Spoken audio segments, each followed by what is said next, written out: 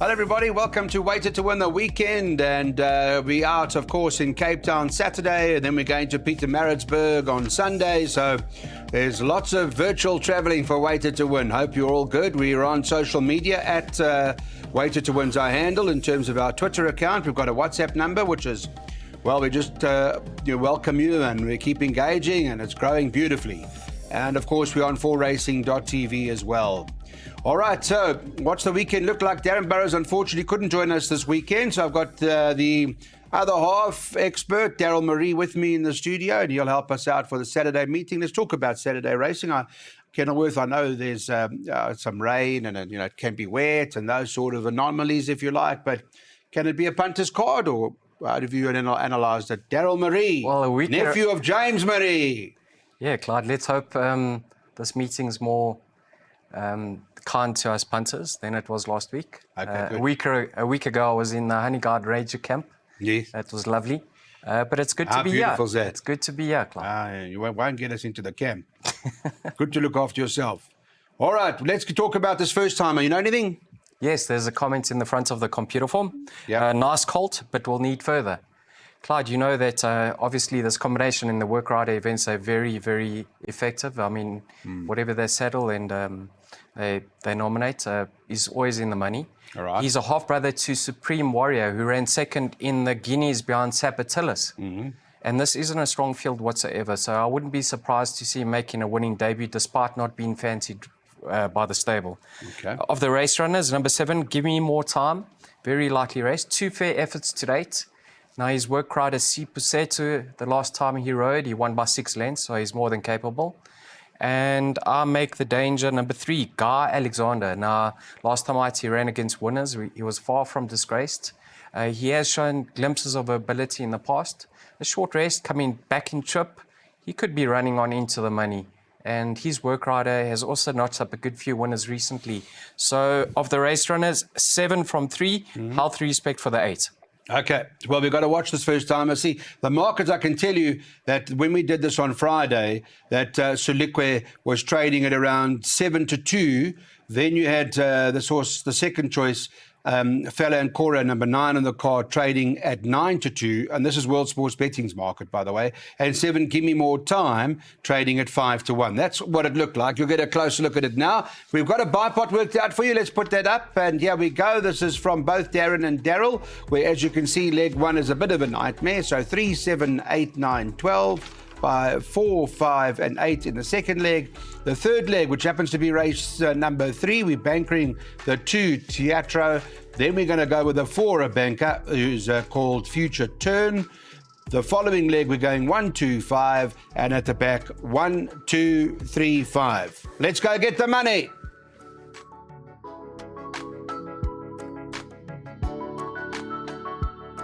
Welcome back. Now it's time to have a look at our place accumulator. We are at Kenilworth Racing today, and the second over 1,200 metres. We're gold poker game for Candice Bass Robinson. Samanga Kumalo's there to ride. Trading, the last time we looked, was at about 2 to 1. Second choice is this horse Hunting Trip, who's trading at 33 to 10. And then you've got number 2, Hear My Voice, who's at 9 to 2, 5 to 2, and better about the others. I would imagine from just analysing what the Bipot looked like, Daryl, that we're going to have a few in the PA? I can't exactly recall, Clyde. I think we got 2 in this leg. Yeah. I'm surprised at the market, the anti-post market. I thought number 5, Hunting Trip, would be favourites. I was very impressed with her debut. You know, the first, the third, and the fourth all had racing experience. And I think she's got plenty of scope for improvement. I actually prefer her form line over the favourites form line. That's number 4, Gold Poker Game. Now, she also put up a fair debut. It was against winners. She was staying on, and there's no doubt the extra furlong will be favourable, the booking of SK. So you have to take note, sit up and take note. She does have a chance. She's got plenty of scope for improvement. But don't discount the chances of number 8, Rafif's Choice. On debut, there was plenty market support for her. The third and I think the second and the third have both won from there. And then last time out, she came out slow in a 5 furlong race. She was never in contention, much better over the 6. And with racing experience on her side, she could give the top 2 something to think about. So if I had to put them in order, 5, 8, and 4 for me, Clyde. So you got respect for Afif's choice. Now she's had a couple of runs and not to be left out. Just having a look. Nothing come to win from there just yet, but okay. So there are a few. So the market, from Daryl's perspective, could go the other way. And by the race time, we might see Justin Source favourite. I made a favourite. You made a favourite, okay. But I've been wrong many a time before, Clyde. Yeah. All right. Well, if you don't make a mistake, you're not human. Let's go and have a look at what we're doing here and watch the story with the place accumulator. This is Darren Burrows' PA. He thought we'd go 4-5 in the first leg. Second leg, 2 and 6 at the place accumulators. The third leg, he wants to banker the 4 future turn. Then he's going to go 1-2-5, 1-2-5 again. Then he's bankering the 4 later on in the second last leg of the PA, Ragnar Lothbrock. He likes that a lot. And right at the back, he's bankering number 4, Gimme Lassie. You happy with that, Daryl? Yeah. Clyde, what price is number 7, Medler's Tart? Medler's Tart. Now, let me have a quick look. I'll tell you now. Medler's Tart, Candace Bass's other horse you can get at the moment, 12-1. Okay, well, she's only got 2 lengths to find on the favourite. So I do believe the favourite's a bit skinny at 2-1. Okay. All right. Well, those are the fixed odds punters. Just be cautious. Doesn't look right. Okay, now it's time for Teatro. That's the one to beat. This horse has been fairly consistent for the Brett Crawford stables. Want to see the market? They've got this horse up a second favourite at 3-1. Doubling up, the market recommends is the right one. From a market perspective, Daryl, what do you make of you're a good reader at analysing fixed odds prior to. What do you think, pricing up? I think Teatro is overpriced. You know, doubling up ran a crack-on debut. I've got my doubts over that form line, Clyde, but he is a half-brother to Bulgarian, so he's very well related. Okay. That was over a 5 furlong. He's stepping up to a 6 furlong, so the extra is going to suit him. But there's absolutely no doubt he's going to be wanting more in time to come. So if he doesn't find the 6 furlongs on the sharp side, he should be right there. But the one to beat has to be Teatro. Now, like you touched on, he's been consistently thereabouts. He does come back in trip from a mile to 1,200, but they have had some rain midweek. So it will be a test in 1,200, and that may suit him because last time out, he pulled during the running of the race. So over the shorter trip, he will settle, and he might finish his race off this time round. So Teatro, the one to beat. And Dorderstorm come from there. I mean, at least wasn't a bad run, right? Came out in ran second, yeah. So can we back Teatro, or do you have? You're more than welcome to back. No, but I'm asking, what are you doing? I'm asking you, what do you do? I think at 3-1 he is worth a bet. I'll be surprised. But I notice you worry about value a lot, eh? I mean, when you see value, you say that's the one. There is value at 3-1. Because I do believe doubling up is too short in the market. And if you were told before the races the horse is going to win, would you take any price? Who's going to win? I'm just saying, if you were told this horse will win, will you take any price, or are you still worried about value? I have to tell myself that this horse will win. I don't listen to anybody. Thanks, Clyde. Yeah, I don't know about value and all this value thing. Unless you're trading, different story, then you look for value. But if your horse is going to win, does it matter? Take the price, back it, have a go. Who says it's going to win, though? I'm just saying if they like it. But anyway, let's put up the basic. What are we doing now? Pick sixes. Put up a pick 6, please. Put the pick 6 up. 2 and 6 by 2 and 4 by 1, 2, 3, 5 by 1, 2, 3, 5 by field. And the boys are bankering the 4 at the back. That's the one we're depending on to catch this pick 6 today. We're shouting, "Gimme's Lassie."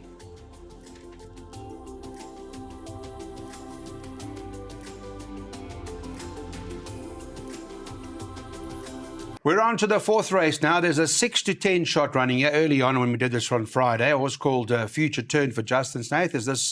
You confident enough for this to win, or is there something you're worried about here? Well, since he's been stepped up in trip, he's recorded 2 fair efforts. Clearly got good a chance as any of you to break through the maiden ranks, Clyde. Definitely the horse to beat. But he doesn't have at all his own way. Number 2, Norshan. Now, we know he's got ability, and he's been very unlucky in the past. Not on one occasion, but on 2 or 3 occasions. From a 1 draw, it should assist him in getting the run of the race, and possibly that deserved maiden victory, Clyde. I don't think it will be one-way traffic for Future Turn. Although he is the horse to beat, Norshan will give him a run for his money. Now, Masterful Guy, what price is he, Clyde? I think he's 9-2. Let me have another look for you. Norshan is trading No, Masterful Guy. Who? Masterful Guy. Masterful Guy is trading at 7-2. 7-2. We had our lives on him last time out. I don't know if you recall. Aldo de Meyer looked race over. Yes. And he just turned it up. This one's for Titch. I'd like to lay 6-1 Masterful Guy. I'm playing to beat him this time around. Oh, yeah, okay. All right, so let's put our bets up and have a look at what we've got here for you. We've got a jackpot worked out, and first leg, as you heard from Daryl, we're going just the 2 runners, 2 and 4 in this particular leg. So Notion and Future Turn, those are the 2, by 1, 2, 3, 5, by 1, 2, 3, 5, by 1, 2, 3, 4, 5, 7, 8, 11, and 12. And that's a 288 Rand and jackpot. Don't forget to hold your phone up if you've got it with you. Take your phone, just take it to that QR code, scan, and away we go.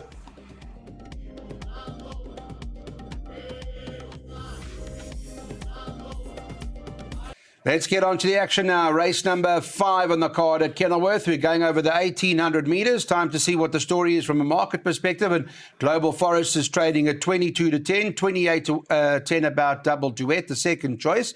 Also joins with this horse, Nothing Else Matters, currently trading at 28-10. And then there's 4-1, that horse 3 Global Movement. So market-wise, it's, I don't know, there's quite a few. Don't forget, if you're on Twitter, we're at Waited to Win. That's our handle. And our WhatsApp number's on the screen as well. We'd love to hear from you and engage with you and keep the support coming and growing all of the while. Seems like a challenging race, Daryl. There's a few with chances over here, Clyde. If you like Global Forest, you have to respect, what number? Number 5, Nothing Else Matters. Yeah. Only a neck separated them last night. You can see Nothing Else Matters in its penultimate start. It choked up. That's what made the improvement last night. They tied the tongue down. And he's only got a neck to find on the favourite Global Forest. But I do believe Global Forest will hold him this time. Again, Clyde, he'll confirm that form. Louis obviously knows him better. In his penultimate start at Fairview, he was desperately unlucky on that occasion. He raced wide throughout, just got collared late, and we saw that form line being franked with Wildest Dreams following up. And then last time out, he was all over a winner, just got collared close to home. So he's ready to get it right this time around. I'll make him the horse to eat. And I'm taking the chance and banking him in my second jackpot.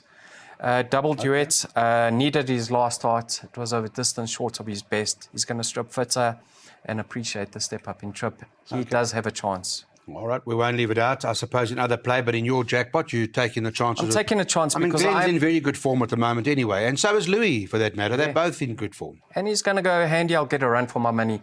I'm spending small money. I don't want to put all 3 in. I want to make some sort of profit, Clyde. All right, well, let's see how much you're spending. Here's Daryl Marie's jackpot. If you want to go with him, this is what he recommends we do. Banker the 2 in the first leg, and you're bankering at the back, Daryl? Yeah, that's the best bets on the card, Clyde. I actually think she's overpriced currently, and she's going to shorten in the market. That's number 4, Gimme's Lassie. Okay, well, that's the spend. There we go, 240 Rand. What's that, 12 Rand a time, eh? Take it a few times for us, please, Clyde. Pleasure.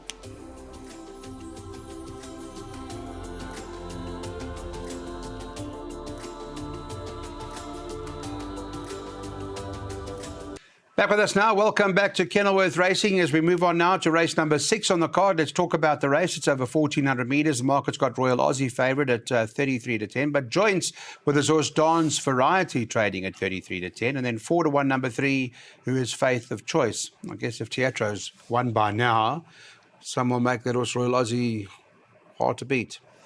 Clyde, you know, he's making his handicap debut. His form is really strong. His penultimate starts, he ran behind... Who was it?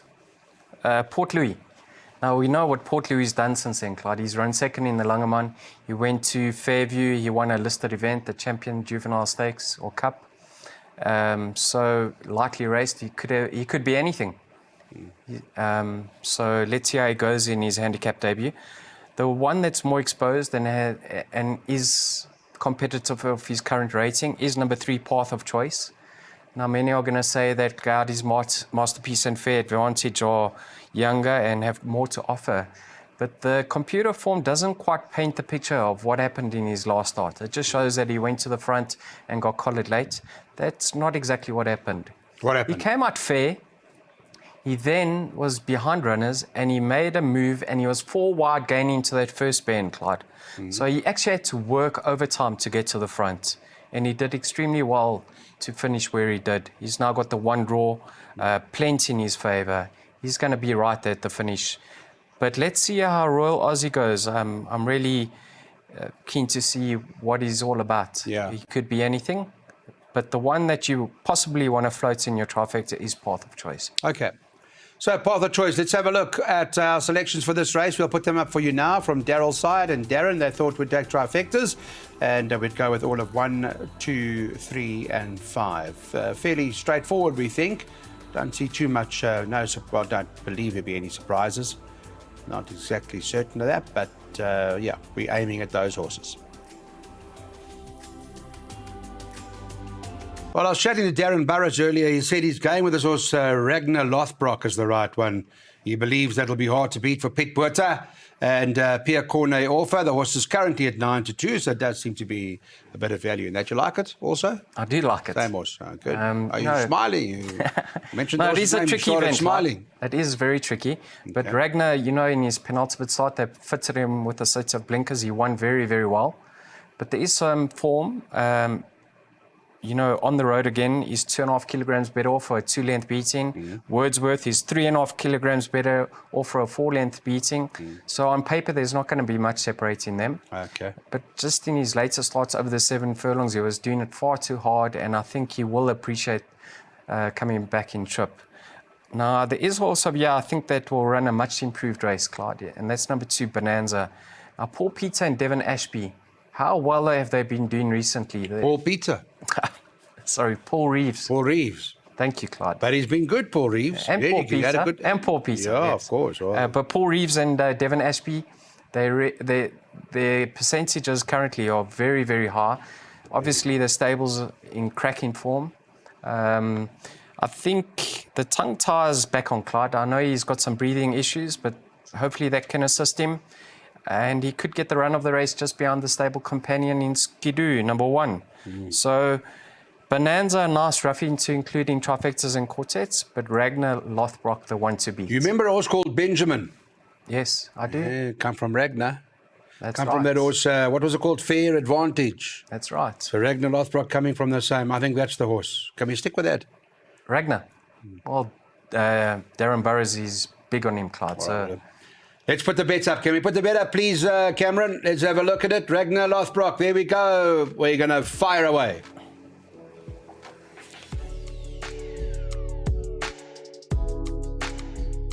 Eighth and final, let's get going. A maiden class field, fillies and mares. We'll run them over 1,200 metres here. And well, we've been talking about Gimmy's Lassie is hard to beat. Market's got it at 7-10. Daryl did say overpriced. So perhaps by the time you're watching this now, because this will be recording on the Friday, well, I'm sure those odds would have been slashed. But you never know. There is a first timer that I know nothing about. Do you?